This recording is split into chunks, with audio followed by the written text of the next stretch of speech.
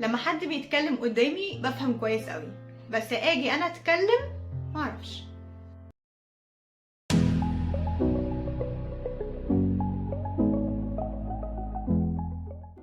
اهلا بيك، انا فدوى TEFL Certified English Instructor، وهدفي ان الناس تتعلم اللغة بطريقة بسيطة. طيب في الفيديو بتاع النهاردة هنتكلم عن حاجة مهمة قوي، وهي how to be fluent، ازاي يكون عندي طلاقة في اللغة. هقولك على 6 حاجات قد تكون ما تخطرش على بالك، لاني بلاقي ناس كتير، معظم الناس مش واخدين بالهم منها، لكنها في منتهى البساطة في متناول ايدك. مجرد ما تبدأ تطبقها هتساعدك على ان يكون عندك طلاقة كويسة جدا. يلا بينا نبدأ. اول حاجة، الكلام مهارة زيه زي اي مهارة، لو عايز تتقنها فانت محتاج تمارسها. الموضوع على قد ما هو بديهي، على قد ما كتير من الطلبة بتلف حواليه لكن مش بتعمله. عايز تتعلم الكلام، اتكلم. مفيش انستراكتور في الدنيا هيعلمك الكلام لو انت ما اتكلمتش. عندك كلمات قليلة استخدمها واتكلم. جرامر مش مظبوط، اتكلم. نطق مش مظبوط، اتكلم. يكون طبعا افضل لما ده يحصل في وجود حد يرشدك يقولك ده صح ده غلط. تاني حاجة، الجرأة. خلينا نتفق اتفاق، لو ما عندكش الجرأة تنزل المية ما تتوقعش انك في يوم هتكون سباح. مهما قريت كتب، مهما شفت برامج، مهما كان عندك انستراكتورز اعظم ناس في الدنيا، مش هينفعك. لازم تنزل المية بنفسك وتضبش وتعك في الاول لو عايز تكون سباح. وخلينا متفقين ان ده مش دايما شعوره هيكون حلو، الا طبعا لو انت قررت العكس. عامل بالظبط زي ما تقوم من تحت البطانية الساعة 5 الفجر في الشتاء، فده خروج من منطقتك الدافية، من منطقة راحتك. ضروري اكون عارف ان ده هيسبب لي عدم ارتياح، ومع ذلك هعمله. ليه؟ عشان انا عندي هدف. لو عايزة اتكلم زي الناس اللي هناك دي فانا لازم اعدي الحفرة دي اللي هم عدوها، وانا شجاع وعندي ارادة كافية ان انا اعمل كده. تفاصيل اكتر عن الموضوع ده موجودة في الفيديو اللي فات، ازاي تتغلب على الرغبة في الكلام. تاني حاجة، وهي حاجة ضرورية جدا جدا وفعالة جدا جدا ولازم تكون جزء من مذاكرتك، imitation او التقليد. انا عارفة ان الكلمة دي الكونوتيشن بتاعها او الايحاء اللي هي بتديه مش افضل حاجة، لكن خليني افهمك قصدي. فكرة في الموضوع انك عشان تتعلم لغة لازم تسمع كويس وتكرر اللي بتسمعه، مش بس تكرر اللي بتسمعه، انت تقلده. بمعنى انك تقول زي ما بيتقال بالظبط. على قد ما الموضوع بيبدو ان هو بسيط وملوش لازمة، على قد ما هو فعال. وعشان يكون فعال اكتر انت محتاج انك تخلي كوبك فاضي. بمعنى انا فاهم الجملة دي وعارف معنى كل كلمة وعارف في دماغي هي بتتقال ازاي، ولكني هسمعها كأني بسمعها للمرة الاولى، وهقولها كأني بقولها للمرة الاولى. ده يخليني الاحظ تفاصيل جديدة في النطق ونبرة الصوت وازاي الكلام بيتقال في native language. وده احد التكنيكس القوية اللي بنتعلمها بالتفصيل في البرونانسيشن كورس او كورس النطق الشامل، الكورس اللي بيفكفك مشكلة النطق ويساعدك ان انت يكون عندك American accent مظبوطة. لو عايز تعرف تفاصيله هتلاقي اللينك في الكومنتس. نرجع لموضوعنا، فكر معايا ازاي الطفل بيتعلم اللغة. هو مش فاهم حاجة بس بيسمع وبيقلد. محتاجاك تبدأ تعمل كده لحد ما تكتسب ليفل عالي من الطلاقة. رقم 4، القراية. لا، مش ان انت تقعد تقرأ كتب ومقالات، لكن انك تعلي صوتك وانت بتقرا. لما بتبدأ تقرأ بصوت عالي انت كأن قدامك عربية بقالها عقود دي معناها عقد، معناها 10 سنين. anyway، عربية بقالها سنين كتير واقفة وانت تبدأ تزقها. في الاول هيكون صعب، تقيلة، بقالها كتير واقفة محتاجة تتزق، بس بعدها بتبدأ تكتسب زخم اللي بنقول عليه مومنتوم. بعدها بتبدأ هي بتتحرك لوحدها تلقائيا. فده اللي بنعمله لما بنيجي نقرأ بصوت عالي او لما بنيجي نحسن الطلاقة بتاعتنا. انت بتعود لسانك على اللغة الجديدة دي فتكون سهلة معاك لما تحاول تستخدمها، تكون حاضرة في ذهنك. رقم 5، ودي خاصة بالشكوى المتكررة بتاعت الطلبة. لما حد بيتكلم قدامي بفهمه كويس قوي، بس ان انا اجي ارد عليه الموضوع ده صعب بالنسبة لي، معرفش ارد، بقف لساني بيقف، بحس ان في حاجة something got blocked، في حاجة كده وقفت.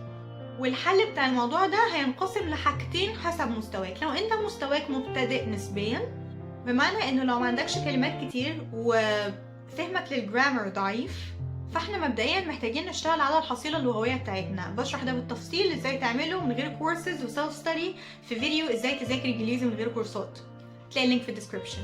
فده لو مبتدئ. لكن لو عندك already حصيلة لغوية، لو في grammar awareness. يعني ايه grammar awareness؟ معناها ان انا عارف ان انا لما اتكلم في الفيوتشر مثلا بستخدم will ومعاها infinitive. بس باجي اتكلم ما بقولش مثلا I will go will I go tomorrow I go، مع اني عارف انها will.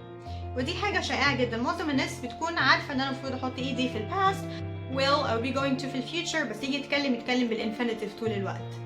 فلو ده حالك فانت هتعمل حاجتين. هي اول حاجة optional، اول خطوة ترجع لك، وهي انك تبدأ تراجع التنسز من اي مصدر تحبه. انا شخصيا بفضل للطلبة دايما ان هما يشتغلوا من الويب سايت بتاع البريتش كونسل، هتلاقي لينك في الديسكربشن.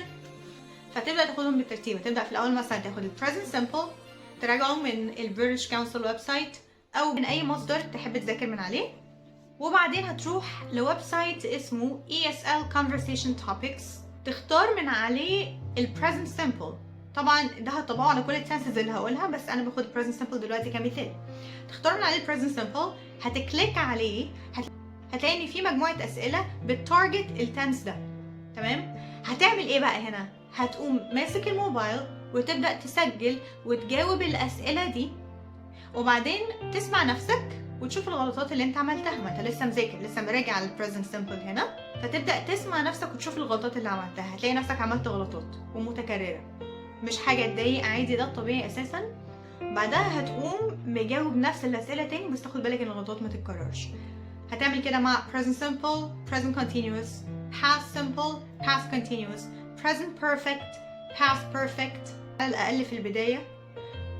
خد معاهم كمان and with اللي هما الارتكلز، وبعدين انطلق لاي grammar انت عايزه او اي vocabularies انت عايزها. لو مش حابب موضوع التنسز ده وعايز تتكلم بشكل عام، اكتب على جوجل ESL Conversation Topics، هتلاقي مواقع كتير عبارة عن ان انت بتختار topic، بتختار موضوع وتلاقي فيه اسئلة. برضو هتمسك الموبايل، هتسجل، هتحل الاسئلة، بعدين تسمع نفسك. لو الجرامر awareness عالي او لو الاويرنس بتاع اللغة عالي، هتلاقي نفسك بتصحح اخطائك. انا بفضل ان يكون معاك تيتشر، يعني بفضل ان انت تعمل ده لفتره، بس لازم في الاخر يكون معاك انستراكتور، لانه في حاجات انت مش هتبقى عارف انها غلط، لازم حد بروفيشنال يعرفها لك ويعلمك ازاي تذاكرها. لو عايز تسال عن الكونفرسيشن كورسز او الكونفرسيشن كلوبز، هتلاقي اللينك في الديسكربشن. كل ده هيخلي عندك طلاقه، ولكن يبقى انه الطلاقه دي اكون قادر استخدمها قدام حد. انا هعمل ايه بالطلاقه بتاعتي لما اكون بتكلم مع نفسي كويس قوي بس اجي اتكلم قدام حد ما اعرفش؟ وده هتعمله عن طريق حاجه بسيطه جدا. هتقول لعقلك حاجه واحده، مفيش مشكله اغلط قدام حد. لو بتكلم مع حد فانا عادي انطق غلط، عادي ان انا اقول جرامر او ستراكشر غلط، عادي ان انا تهته في الكلام او انسى الكلام، عادي ان انا يكون في فراغات ما بين الكلام، اقول كده، لسبب بسيط جدا، انه في الغالب مش هيلاحظ. الغلطه اللي انت شايفها كبيره قد كده انت اللي قدامك مش شايفها اساسا، ده طبعا في معظم الوقت. ولو لاحظها هيجرى ايه يعني؟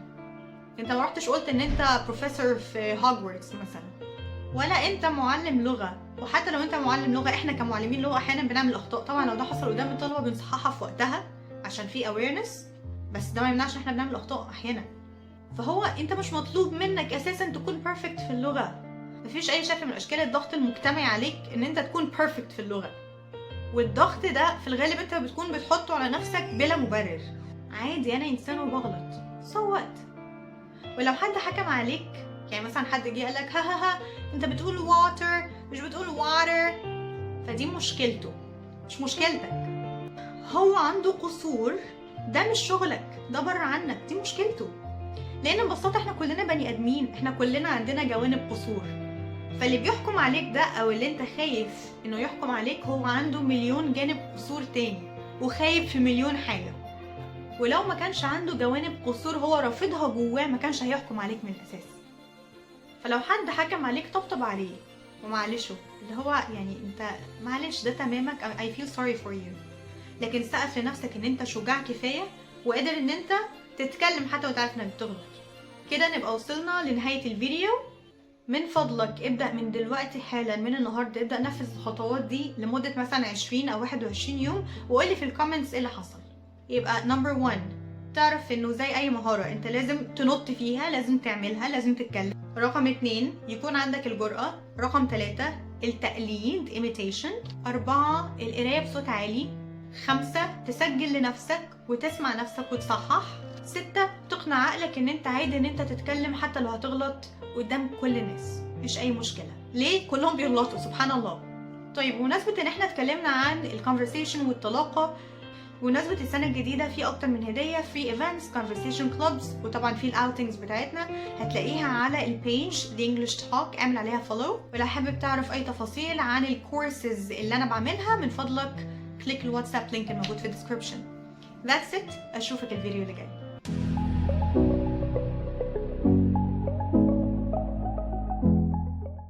تقلد اللي بتسمعه بمعنى انك تقول